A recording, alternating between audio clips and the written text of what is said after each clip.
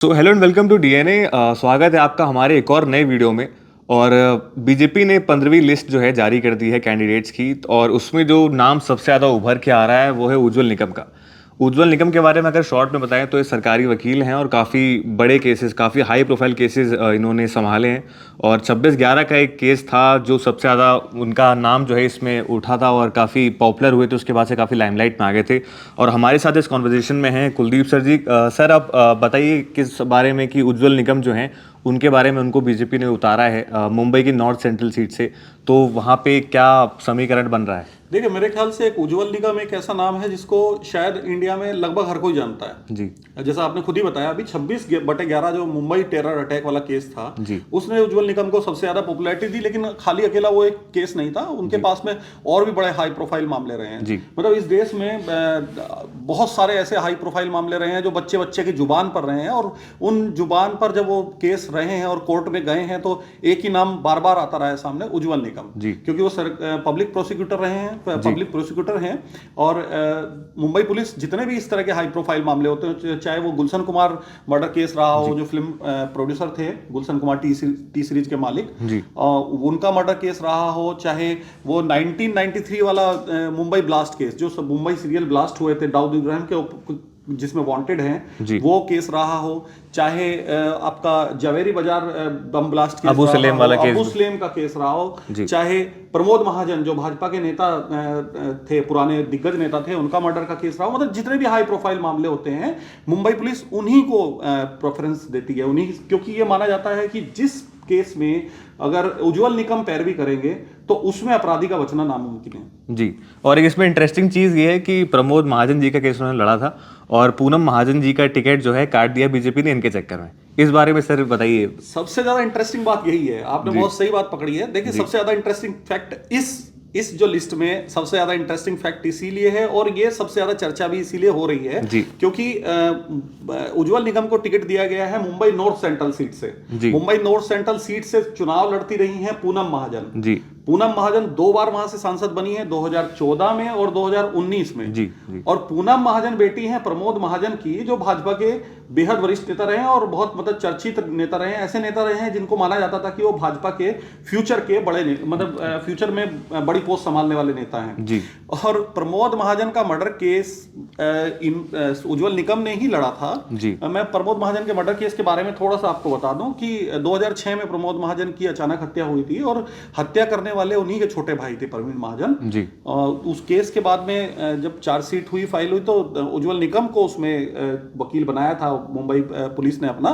और उज्जवल निकम ने ही सरकारी वकील के तौर पर प्रवीण महाजन को उस केस में आजीवन कारावास की सजा दिलाई थी। यानी कि एक तरीके से पूनम महाजन को उनके पिता की हत्या का इंसाफ, प्रमोद महाजन की हत्या का इंसाफ उज्जवल निकम ने ही दिलाया था।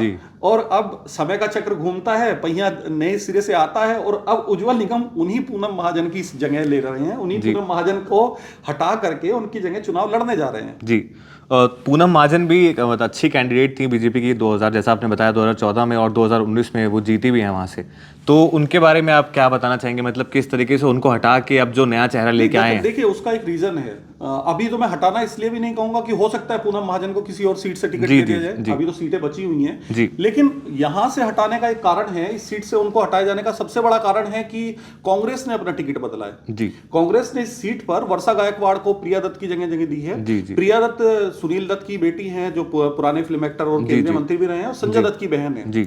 लेकिन प्रिया दत्त पिछले दोनों बार इस सीट पर पूनम महाजन से हारी हैं। इन दो हार की वजह से प्रिया दत्त का टिकट काटकर कांग्रेस ने वर्षा गायकवाड़ को मौका दिया है। वर्षा गायकवाड़ इस सीट का एक जाना पहचाना चेहरा है। 4 बार की विधायक हैं, 2004 से धारावी विधानसभा सीट से विधायक रही हैं वर्षा गायकवाड़, लगातार विधायक बनी है।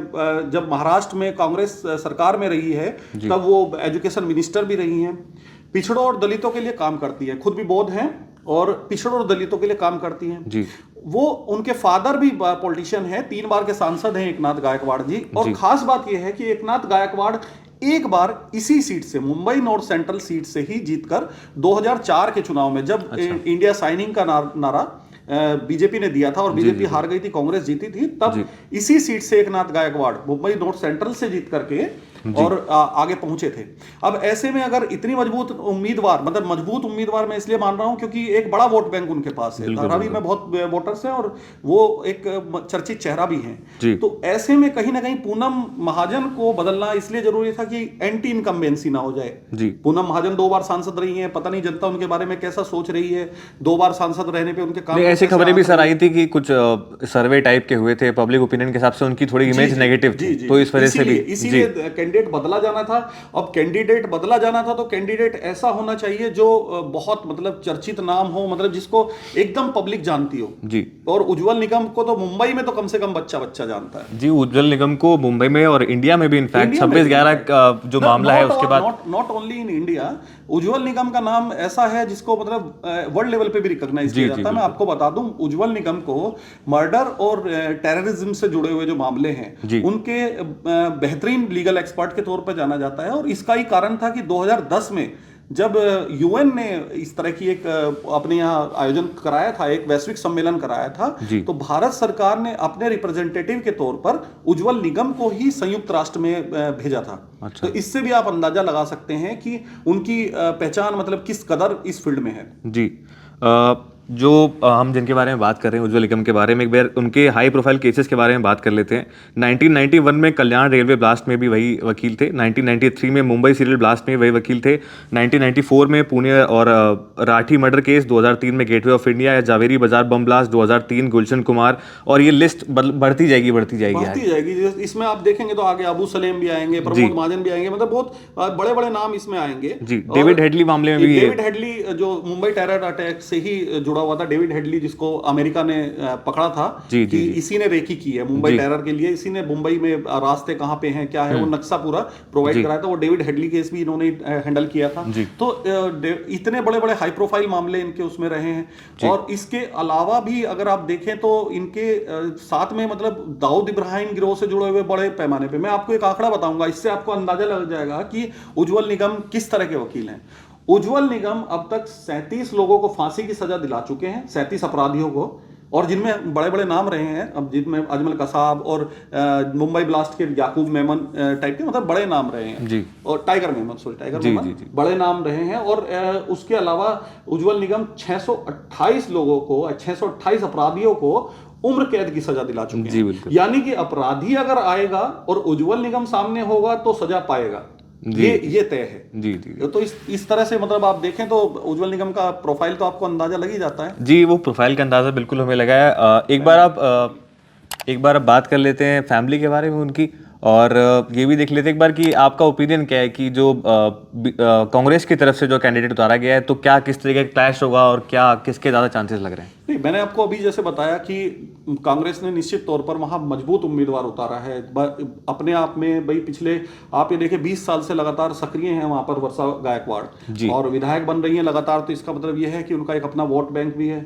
जैसा मैंने खुद बताया कि वो बौद्ध हैं, तो एक पर्टिकुलर कम्युनिटी से उनका जुड़ाव भी है, और पिछड़ों और दलितों के लिए, मतलब दलित शोषित वर्ग के लिए वो काफी काम करती रही है। धारावी विधानसभा अपने आप में आप देखिए, धारावी का नाम आते ही हमारे दिमाग में एक स्लम बस्ती टाइप का एरिया आता है, तो उस स्लम बस्ती एरिया को आप देखें, अब से 20 साल पहले की धारावी और थोड़ा धारावी बदली है। धारावी में आज की तारीख में उस तरह की धारावी नहीं है, अब साफ सुथरी थोड़ी धारावी है। तो इस लिहाज से देखा जाए तो बेहद मजबूत कैंडिडेट है वर्षा गायकवाड़, और उनके सामने अब उज्जवल निगम जैसा नाम है जिसको हर कोई जानता है। लेकिन अब ये देखना होगा कि उज्जवल निगम का जो चर्चा, जो मशहूरियत उनको इसकी वजह से मिली है, इतने बड़े बड़े टेररिस्ट को सजा दिलाने की वजह से, तो क्या जनता उस चर्चा को, उस शोहरत को वोट में भी बदलना चाहेगी, मतलब उनको देखना चाहेगी जी। बीजेपी की निश्चित तौर पे गढ़ है सीट, क्योंकि 2 बार से बीजेपी जीत रही है, तो बीजेपी का कोर वोटर है वहां पे। बिल्कुल। अब वो कितना कोर वोटर टिका रहेगा, अब उसको देखना, ये तो खैर रिजल्ट के बाद ही पता लगेगा,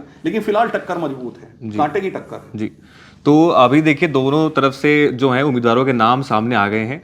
अब आपको क्या लगता है, हमें कमेंट करके आप हमें जरूर बताइएगा कि कौन जीतेगा, उज्जवल निगम या वर्षा गायकवाड़। आप देखते रहिए DNA।